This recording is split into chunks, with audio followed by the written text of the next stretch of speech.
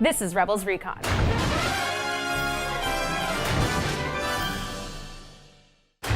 Growing stronger with the Force, Ezra is overcome by a sudden mysterious vision. Your parents were very brave. The Padawan interprets these premonitions as literal, and as a result leads his friends into a trap. If you won't talk, then my troopers will become a firing squad. In the end, Ezra learns to be more cautious and that it's okay to look for the best in people. What's wrong with us?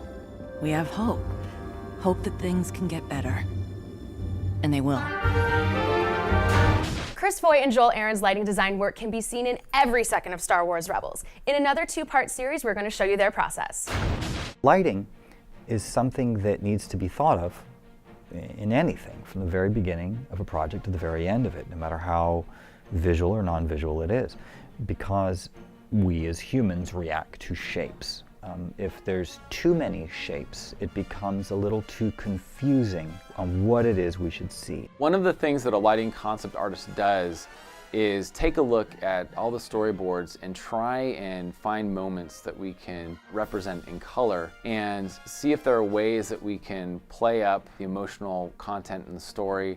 And then in the end, the idea is that we'll have a finished painting that represents that point in the episode as clearly as possible. It may not be the action that is taking place in the frame.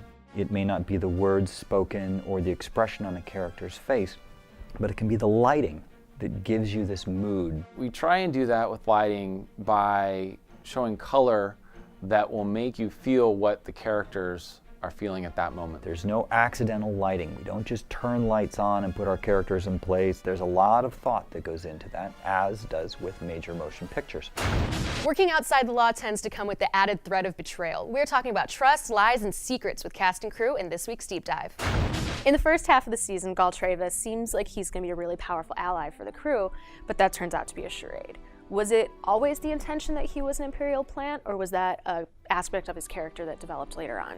It started very early on. I think when the idea of the character came together, the thought was that that dynamic was in place. I think it goes with this type of rebel plot. You're probably going to have people that betray you in different sides, and we all like the idea of having like this kind of vacuum for Ezra around not having parents and having somebody that he wouldn't want to kind of put in that role falsely, unfortunately, in a Gall Trayvis. The idea of traitorous communications was something that definitely did happen in World War II, where you'd get people using propaganda to that end. I always find these kind of things interesting because when you work on them, you wonder how much does the audience know or not know or realize. And the crew on Rebels that work on the show would be like, oh my gosh, some fans are onto it from day one. And I'm like, well, of course. That's the whole point, is like we do leave clues. There are little things you can catch as far as what Gall Trayvis' real intentions are throughout the previous episodes. From his earliest appearance, when he started leaving that information out about Luminara and Dooley being out there was already fans wondering whether or not that was a trap in terms of Gall Trayvis, whether or not he was in on it. Creating the look for Gall Trayvis, did you know that he would be part of an Imperial plot? No. It was fiendishly clever. I had no idea. I was as shocked as everyone else. So then there's no visual hints whatsoever about No, his honestly, lineage. if anything, we just looked at senators, generic senators from the prequels and sort of went, well, what would that be? The same can be said for, mysterious characters like Fulcrum. There are clues here and there that kind of lead you or distract you or mislead you, because we know people are looking for stuff. So as much as we can put things that direct you in the right way, we can put things that mislead you and send you down the wrong path, and then it's just fun to hear what people are saying online. Were you aware during those early episodes that he... No clue. I had no clue, and I was devastated. Oh. I really was. So that was not acting. I was really upset. But I mean, as always, Hera handled it like a boss. Sure. Handed him the unloaded blaster. That's right. You know? I was like, yeah, like a boss. So as you're working on this series, do you find that you are becoming more like her in real life? Not at all. You guys had a ton of questions about Idiot's Array. So as always, we tracked down the story group's Pablo Hidalgo for answers. Okay, Pablo. Brian asks, Lando doesn't have a ship in this episode. Does Idiot's Array take place before he owned the Falcon or after he lost it to Han? That's a good point, because if Lando had the Falcon, he wouldn't need the help of the crew of the Ghost in this episode.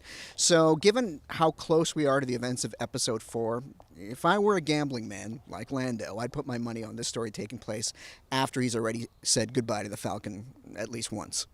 Great, thanks, Pablo. Have a question about Vision of Hope? Tweet it to @StarWars with the hashtag RebelsRecon, and we'll choose a question to answer next week. Now, here's your sneak peek of next week's episode, Call to Action.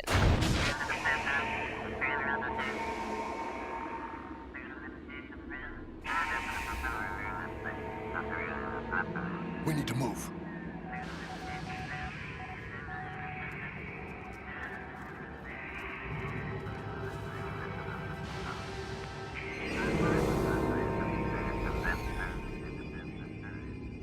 Hate to mention this, but where are the bikes? Next to the road. Right where that thing will see them.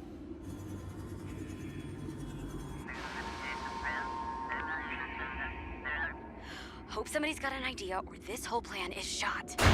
Thanks for watching Rebels Recon. You can catch Call to Action at its regular time Monday on Disney XD, or you could stream it right now on WatchDisneyXD.com or the Watch Disney XD app. Our episode guide for Vision of Hope is now available only on StarWars.com.